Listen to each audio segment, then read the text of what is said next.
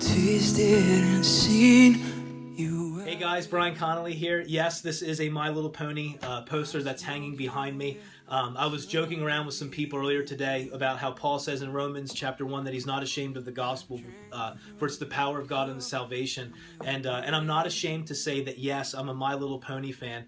What happened was one day I was talking in youth group, and you guys know that I minister to the youth here at the church, and it came out, I don't know if it was during a lesson or if it was just during the intro of the night, but I made a comment about how my girls, you guys know that I've got 4 of them, but my girls love to watch My Little Pony. They love to watch certain things that I actually, as a dad, I sit down with them because I'm trying to be a father, so I sit down with them and I'll watch it with them, and I'll be honest with you, like, I have come to know every single one of the characters' names, and so I'm talking about this, and the youth are cracking up, and there were certain high school students that took it upon themselves, along with some of the other leaders, to just go out and buy some of the like My Little Pony paraphernalia, so like posters, there's little ponies that are around my office now, and they did it as a joke, but I walked in and like, I just saw the kindness behind it. I thought it was the sweetest thing. I thought it was cool, because I'm not ashamed of the fact that I've got 4 girls, and they watch this, and I'm not ashamed of the fact that My Little Pony is now proudly hanging in my office. So if you're walking around, you're in the building, and you want to see what I'm talking about, come in and crash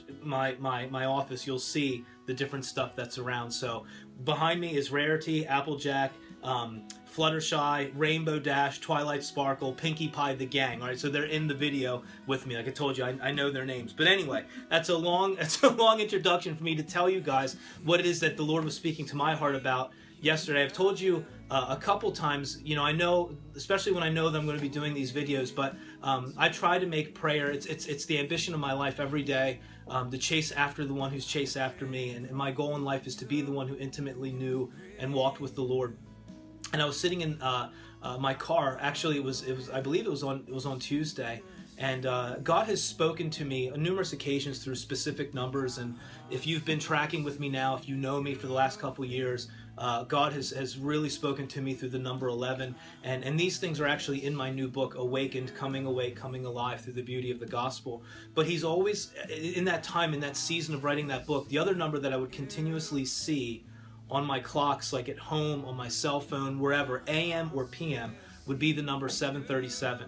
And I'm not talking about a Boeing jet, I'm not talking about, you know, a plane. I'm talking about a specific story in the Gospel of Luke that's found in chapter 7, beginning in verse 37. It's one of my favorite stories in the Bible. In fact, all of Jesus's encounters with women in the Gospels have always been my favorite stories, because it reveals the longing of the heart, the longing of the lost person, and how one encounter and one moment with Jesus can change everything, and you come alive and find out that he was what you were looking for all along. And I think there's something beautiful about he's coming to seek and save the lost, and the lost is actually responding through that grace that goes before us. The lost is actually responding to its desire, their desire to find him, and there's this beautiful thing that happens when the two parties that are looking for one another actually meet.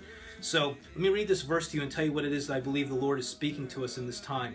It says, "And there was a woman in the city who was a sinner, and when she learned that he," this is Jesus that the writer is referring to, "when she learned that he was reclining at the table in the Pharisee's house," Simon the Pharisee, "she brought an alabaster vial of perfume."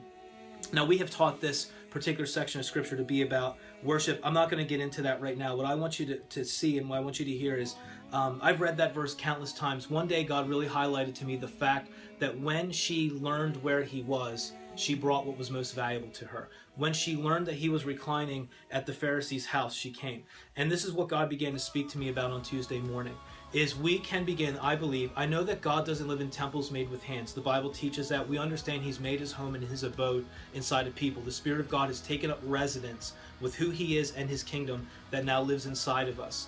But the people like the people like the woman that this Bible is, you know, that Luke is actually referring to, I believe this with all my heart, that we can begin to anticipate the fact that people like this, the lost, the hungry, the broken, the sinner, are going to begin to come looking for where he is. They're going to come to the church because in their mind, that's where he lives. We know that he's not living there. We know that we are the church. We know that he doesn't live in a temple made with hands. But I believe that we're going to start to see an influx over the next couple of weeks, I even feel in my heart, but also over the next couple months and years. But I'm telling you, like weeks, I believe like it's going to start happening where we're just going to start seeing people come, because I believe the anxiety of the world is getting worse and people are looking for an answer.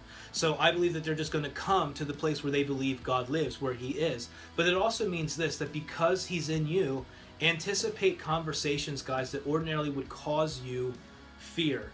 Look for moments where God is just going to open doors for you to begin to share the hope of what's inside of you. You know, Peter writes about that. You know, be at all times ready to share about, make a defense for the hope that lives inside of you, 1 Peter 3 says. So just begin, guys. Don't fear these moments, anticipate them, get excited about them. The Bible even makes the point, Jesus says this, he says, don't be afraid, you know, in those times, in those hours, what it is you're going to say, for I'm going to give you the words. And I believe that the people are going to be in a state where when they come, they're going to just, whatever comes off your lips is going to be like honey. It's going to be like nourishment for their soul. So you're not going to blow it.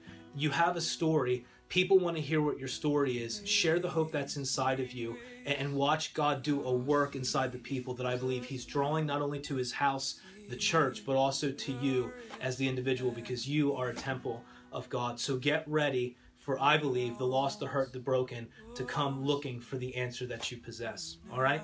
Love you guys. Talk to you soon. See you next time. Oh, now I see